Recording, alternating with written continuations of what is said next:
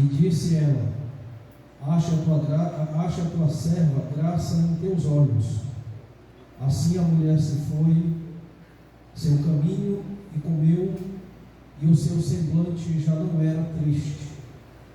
E levantaram-se de madrugada e adoraram perante o Senhor. E voltaram e vieram à sua casa, a Ramá. Eucana conheceu a Ana, sua mulher, e o Senhor se lembrou dela. Amém. Podemos assentar. O texto do primeiro livro de Samuel, o livro todo em si, ele abrange uma história de aproximadamente 100 anos. E o contexto do livro do profeta Samuel, que leva o nome, do livro do profeta, o seu autor é anônimo, não sabemos bem, algumas teorias atribuem a Esdras, mas nós não temos certeza. Mas o livro leva o título, o nome de Samuel, por conta de Samuel ser o personagem principal aqui, no começo da história, e até por conta da relevância também do profeta Samuel na história de Israel, naquele contexto exato, certo? O contexto era um tanto sombrio, era um tanto ruim. Israel estava, ainda era uma teocracia, mas estava vindo de um período de aproximadamente 300 e poucos anos aí, sob a liderança dos juízes, e nós sabemos perfeitamente a instabilidade que era no povo de Israel sob a liderança dos juízes. Todas as vezes que Deus levantava um juiz através do seu espírito, que enchia um líder do seu espírito para que ele pudesse conduzir o povo quebrantava-se e voltava-se para Deus. Mas bastava esse juiz morrer, bastava um período de tempo cerrado. Nós conhecemos perfeitamente a história de Ana dentro deste contexto. Uma mulher que vivia envergonhada porque não conseguia gerar fruto dentro do seu ventre. E todos nós sabemos que dentro do contexto bíblico da época, isto era de constrangimento horrível, uma mulher não conseguir produzir frutos. Por isso, Ana, além de ter que conviver com esta realidade triste para a sua vida, o texto ainda diz que a sua rival, a sua competidora, a afligia constantemente. Porém, num determinado ano, em que Eucana sobe para a cidade de Siló, para ali celebrar a Deus, cultuar ao Senhor, o texto sagrado diz que Ana orava amargurosamente, chorava diante do Senhor, e o profeta Eli apenas observava os seus lábios se mexendo, mas não ouvia som nenhum da sua boca.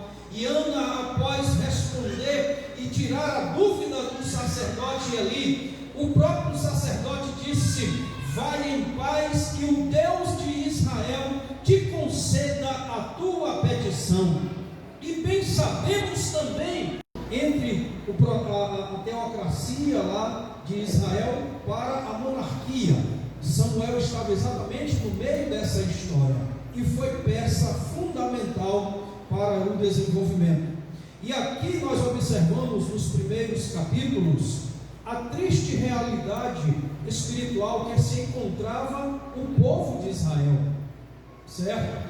Não havia uma liderança religiosa exemplar. O sacerdote já não tinha mais controle sobre a sua própria casa. O sacerdote já não conseguia mais manter o mesmo zelo, o mesmo padrão, o mesmo, vamos dizer assim, o mesmo nível de espiritualidade e moral que o povo tanto precisava. E todos nós conhecemos bem a história de Eli, já avançado em idade, cansado dos dias de ministério, e conhecemos também a história dos seus dois filhos, Ofni e Finéias, que não tinham exemplo nenhum a dar. E Samuel chega exatamente no meio deste contexto, como nós bem conhecemos. nós bem sabemos a história como se deu. Eucana e suas duas esposas, Ana e Penina, subiam todo ano à cidade de Siló para a adoração ao Senhor. Eles eram de uma cidade chamada Ramá, mas anualmente eles precisavam, se deslocavam até o centro religioso na época, que era Siló, para ali prestar sua adoração a Deus. Ana, como nós bem sabemos, e conforme as suas próprias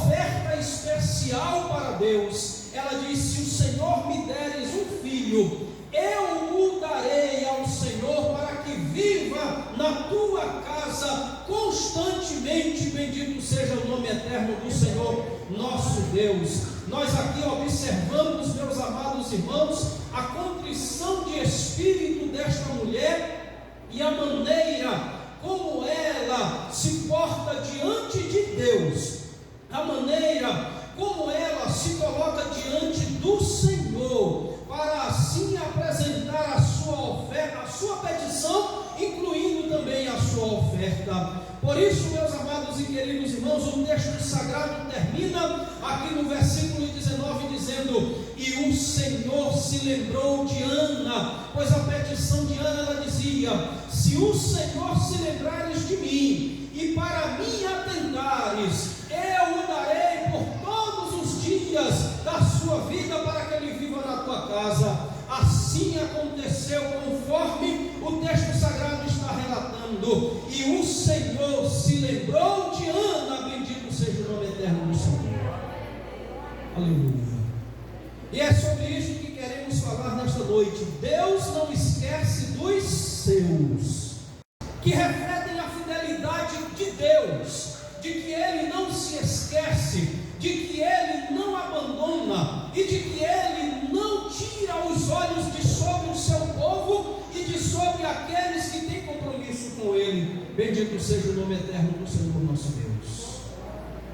E ao falar do Senhor se lembrou, nós precisamos aqui abrir um parêntese para dizermos que o lembrar-se de Deus aqui não tem o sentido de que caiu no esquecimento.